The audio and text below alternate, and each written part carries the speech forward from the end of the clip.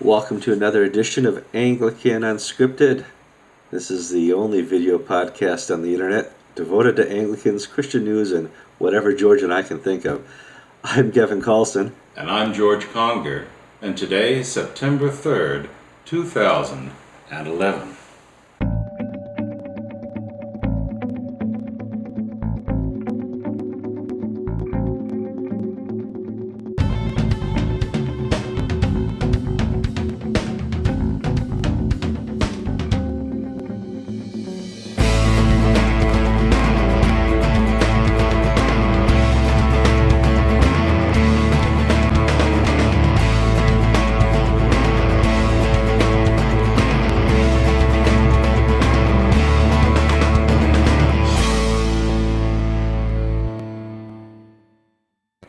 Okay, George, our first story is Today in History. We're going to start with September 2nd. Not too long ago, was it 1997, Princess Di died in a tunnel in Paris, France. I've just been handed from the Reuters news service what is marked bulletin.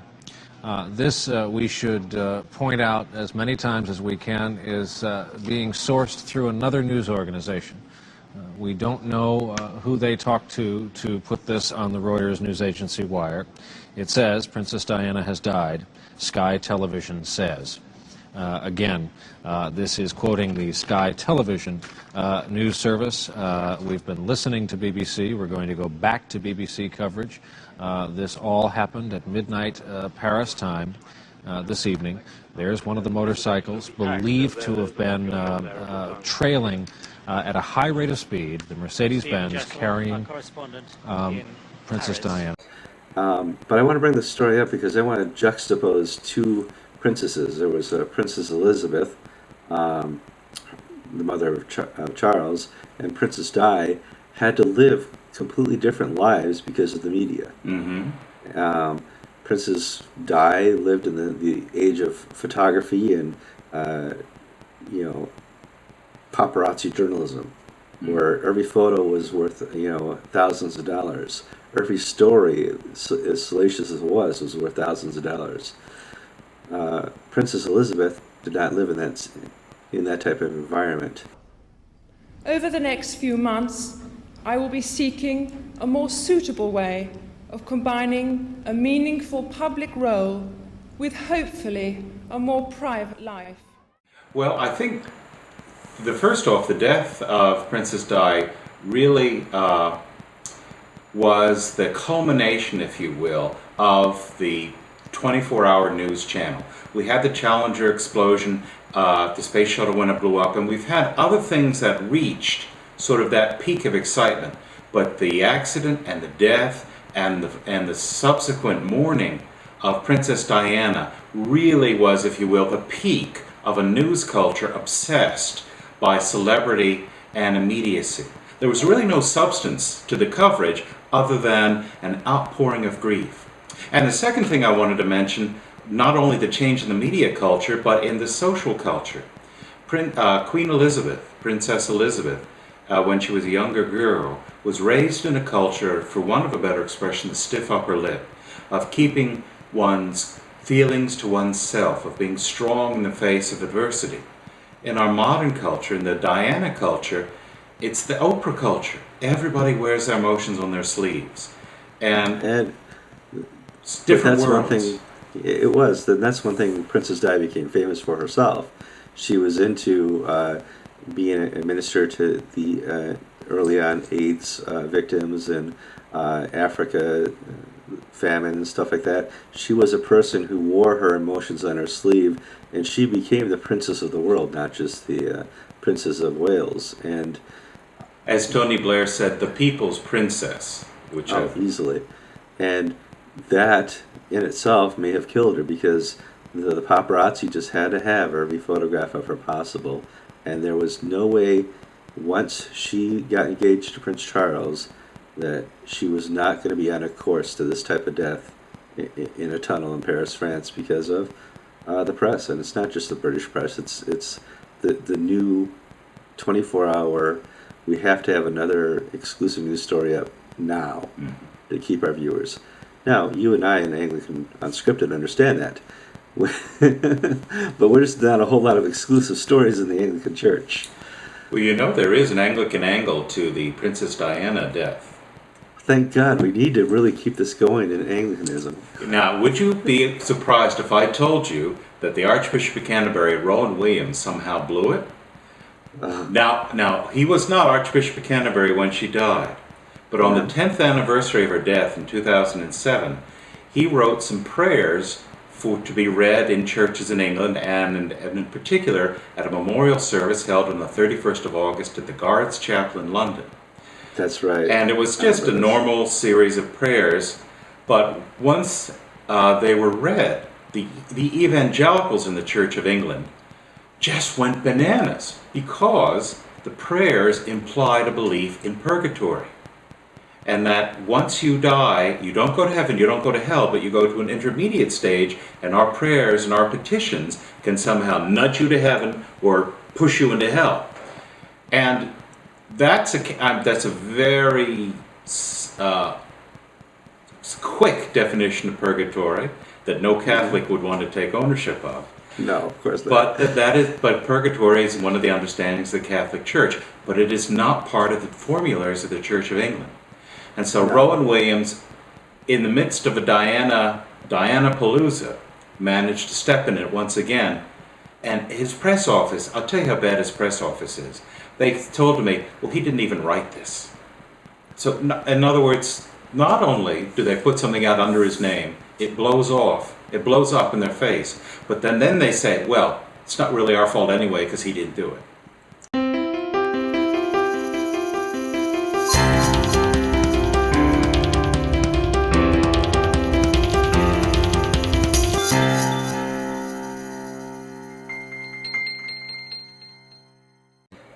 We've been dealing since 1962 with an embargo with Cuba.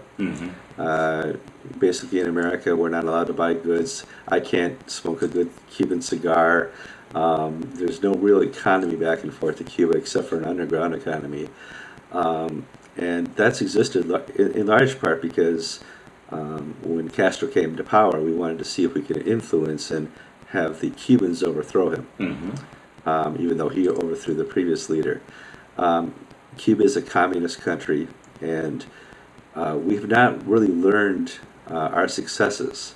Our success in throwing over the Soviet Union and Russia and Eastern Europe was to show them and let them experience democracy, freedom, and Western culture.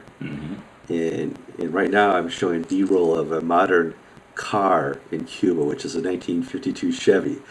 And the problem is we're not letting them experience, taste, or know what freedom is because of an embargo. Now, embargoes have their place in time, but this is the longest standing U.S. embargo. What are your thoughts on this, George? Well, today in history, September 2nd, 2010, President Obama re-upped the embargo for another year. It'll run officially to September 14th of this year. And well, hold on. Let me stop for tape.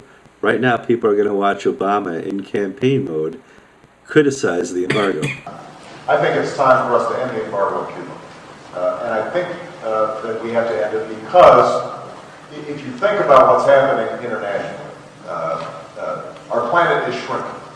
And our biggest foreign policy challenge, and it feeds directly into the battle on terrorism, and it feeds into issues of trade and our economy, is how do we make sure that other countries in developing nations are providing sustenance for their people, human rights for their people, a basic structure of government for their people that is stable and secure so that they can be partners in a brighter future for the entire planet. Well, and that was one of the things. They were going to get rid of the embargo. The Democrats have been saying, oh, these Republican Cubans in South Florida have the Bush administration and the Reagan administration over a barrel, and that's why we have this embargo.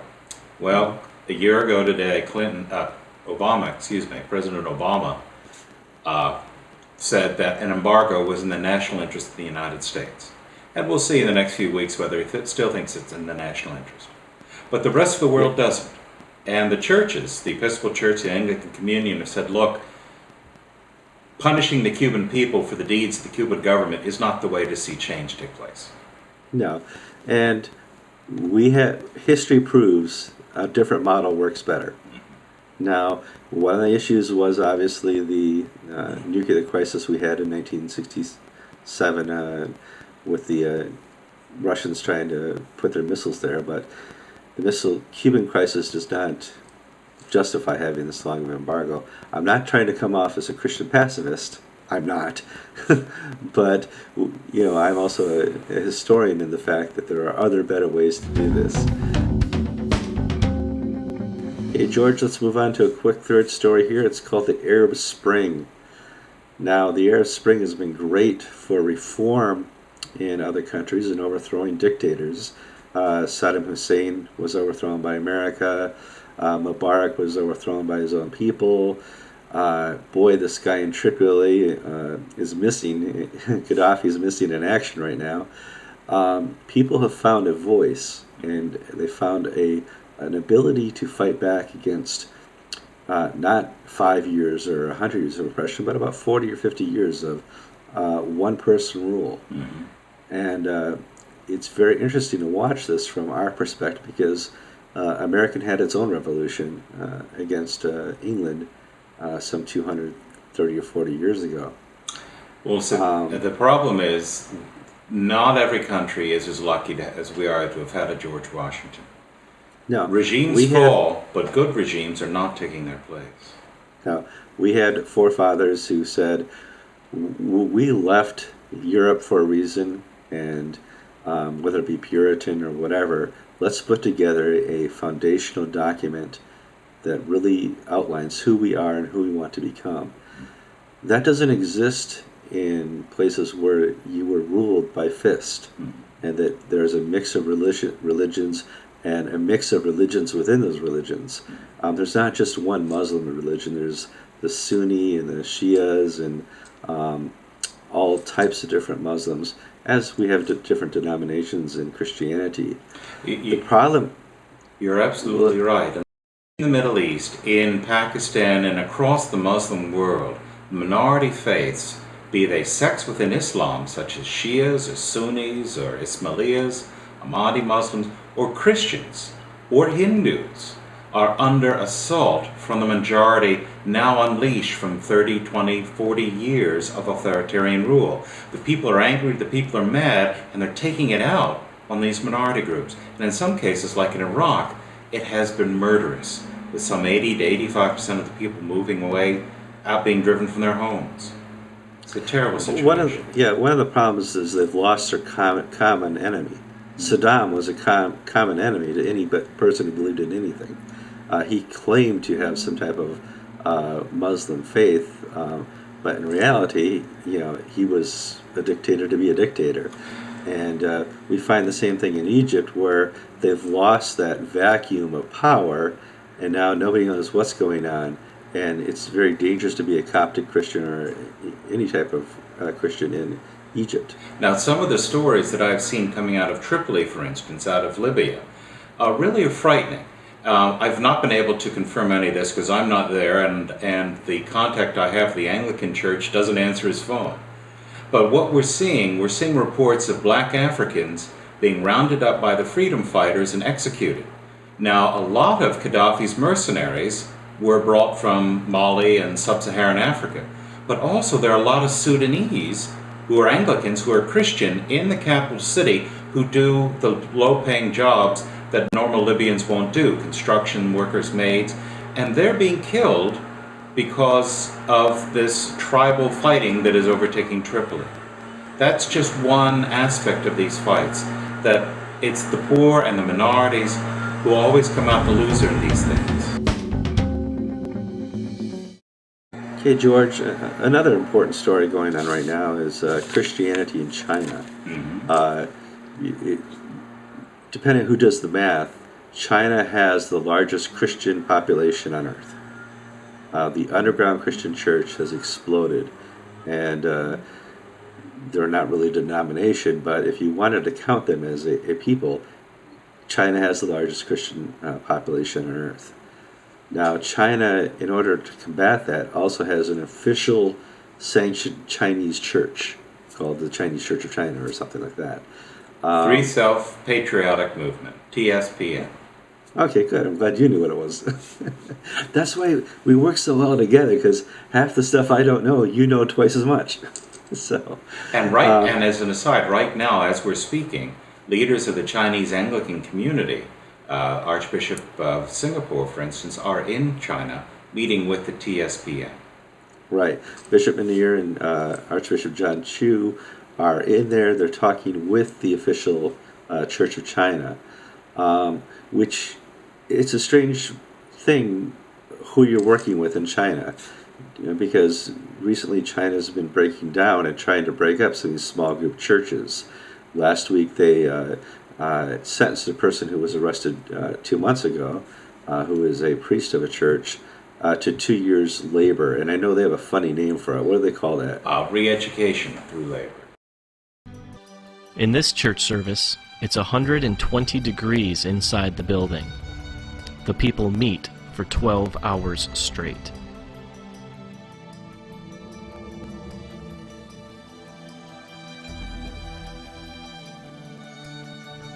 Dennis told me one story about a time he went to a very remote village in China to preach. He was led into a large room where the people were packed so closely together that he had his back to the wall and could reach out and touch the row in front of him. Everyone stood. There was no room to sit. He asked how long he should preach for, and they told him from 8:30 to 7 at night.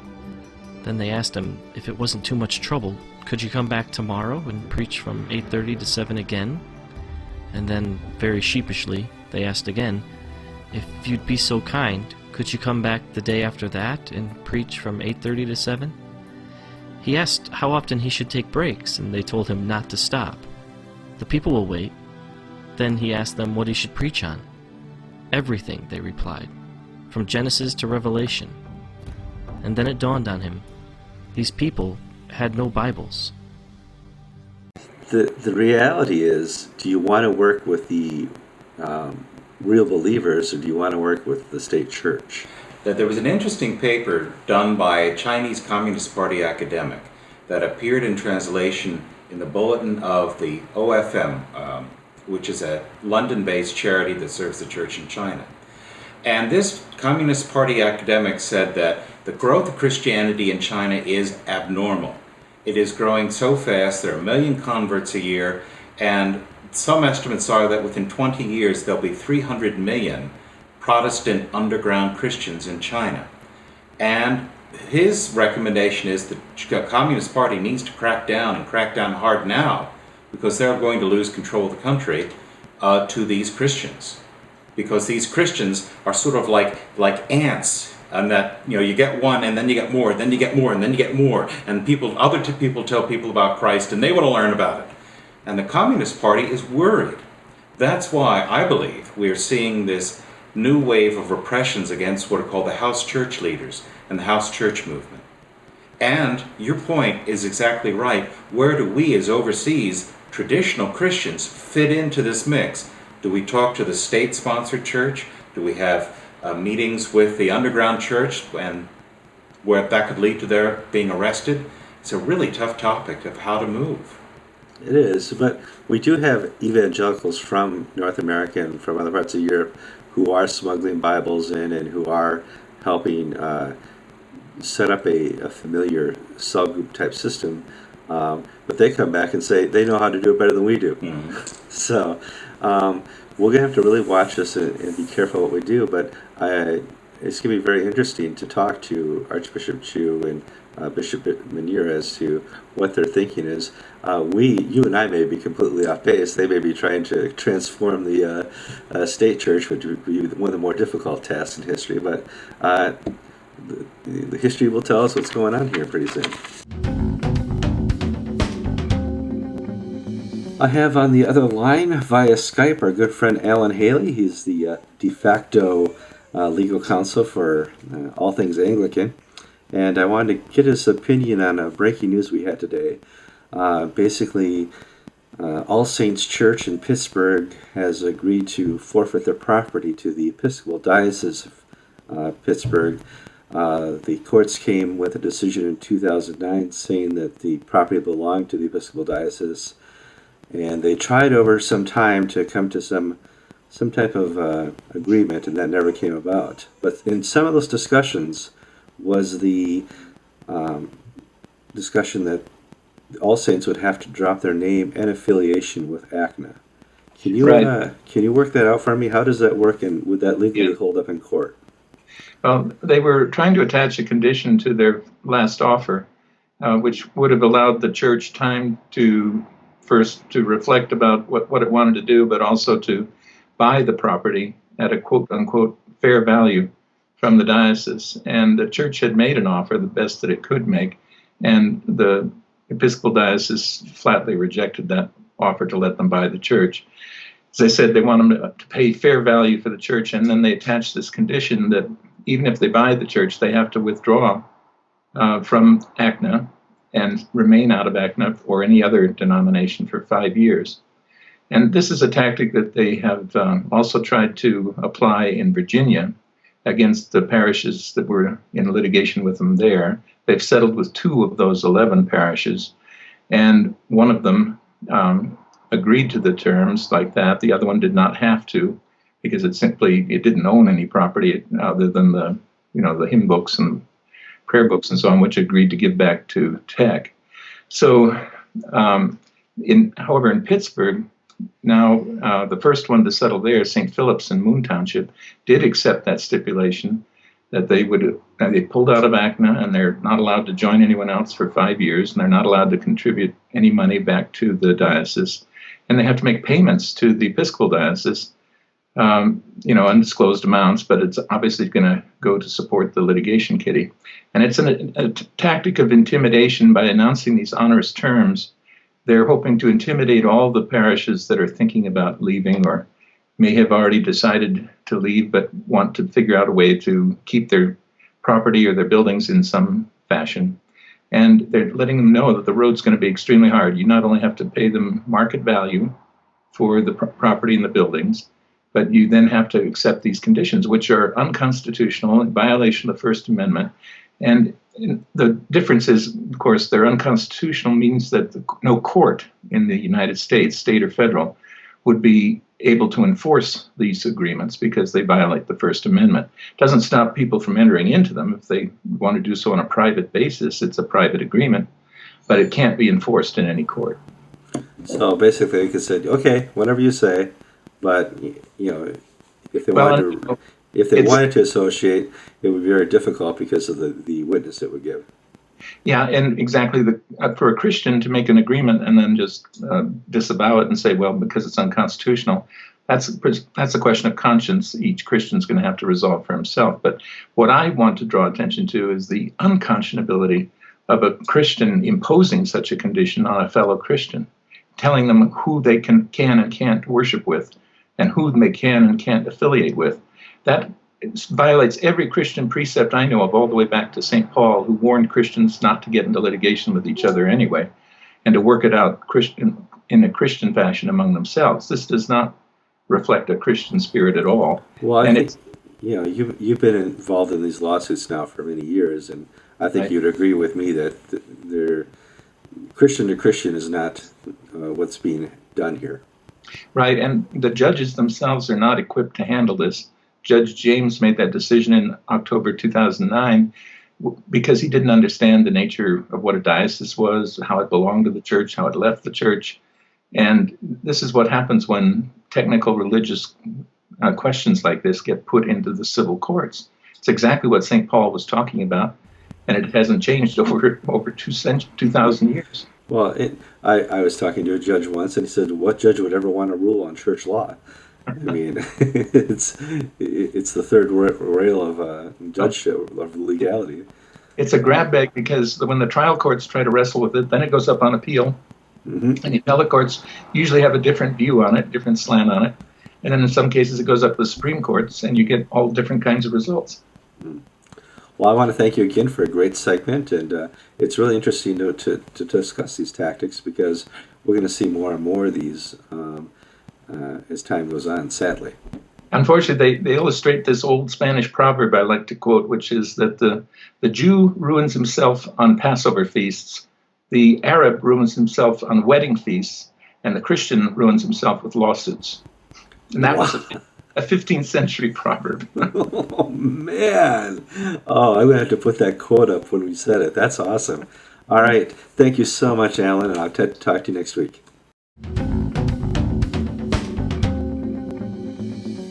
Across the ocean, across the sea, I have on the other line via Skype once again, the great Peter Old, and we got one great topic to discuss at least.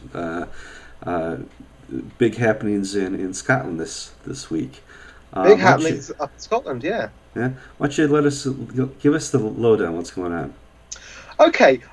In Scotland, you have what's called the Church of Scotland. Now, the Church of Scotland is the Presbyterian church. So there is an Anglican church in Scotland, but it's known as the Episcopal Church of Scotland. Mm-hmm. But the Church of Scotland, without the Episcopal on the front, is the Presbyterian church, known as the Kirk. And they've been going through some furore over human sexuality over the last few years.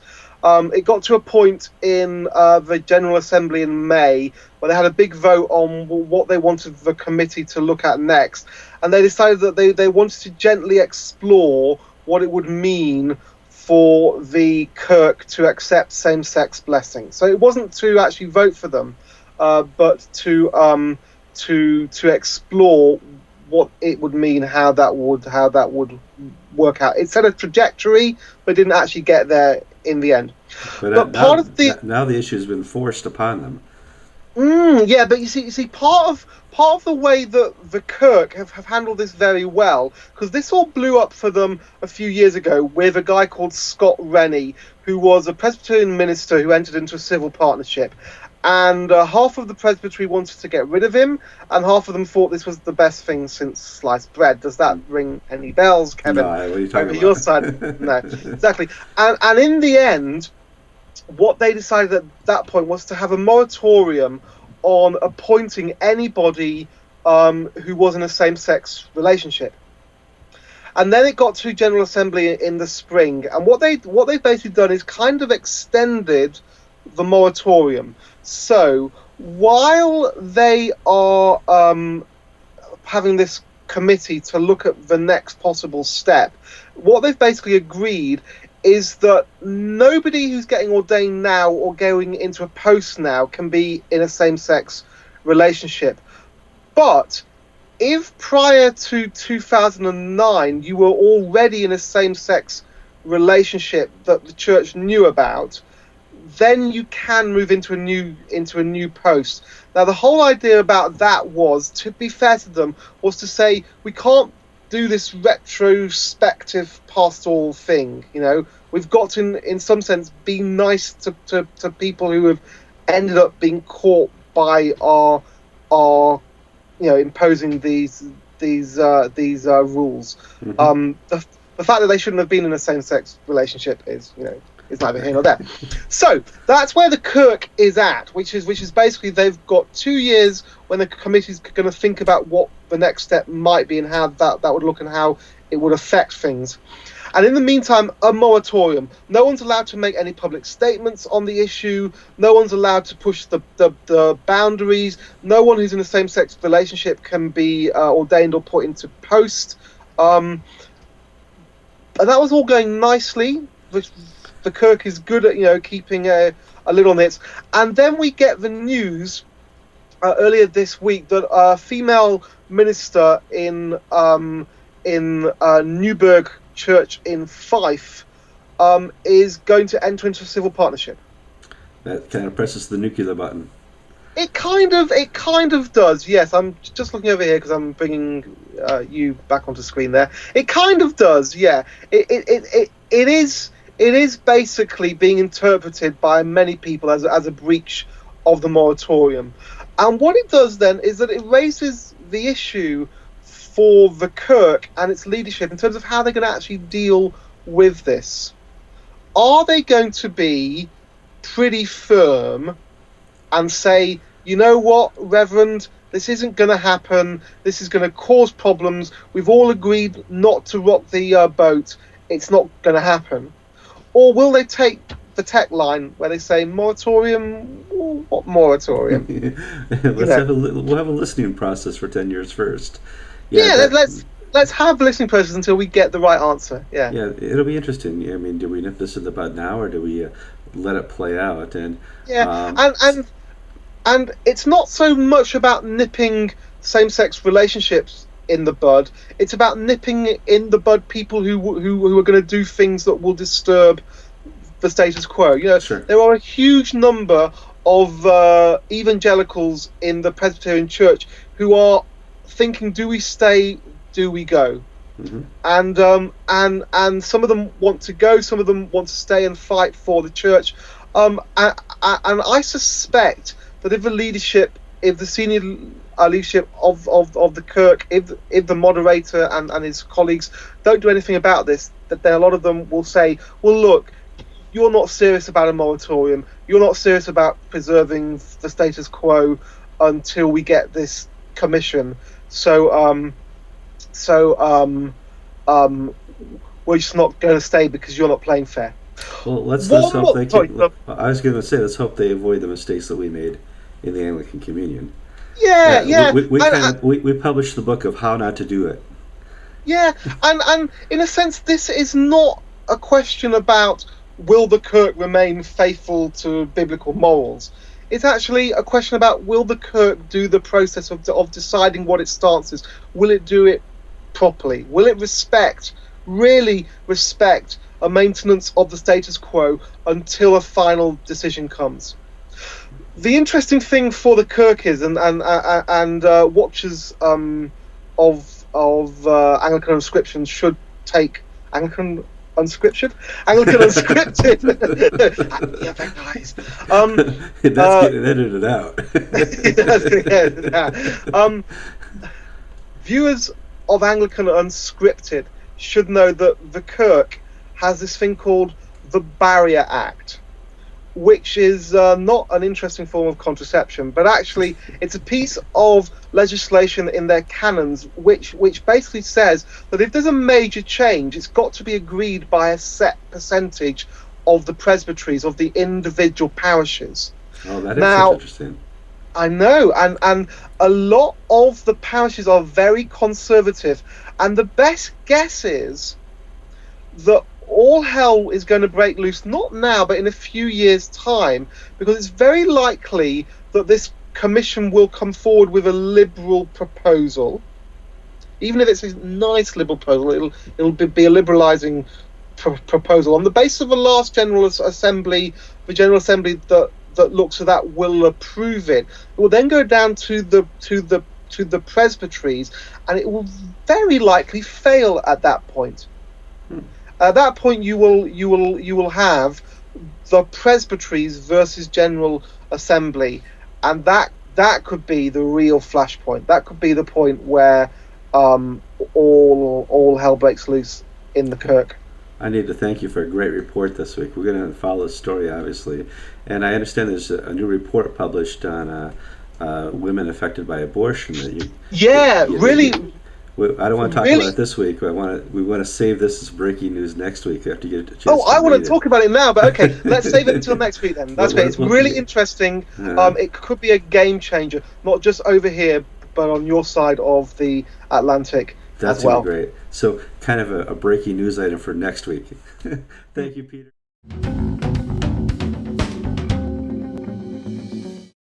All right, well, that finishes our week in Anglican Unscripted. This has been our 8th episode. Let's just cover a couple quick topics here.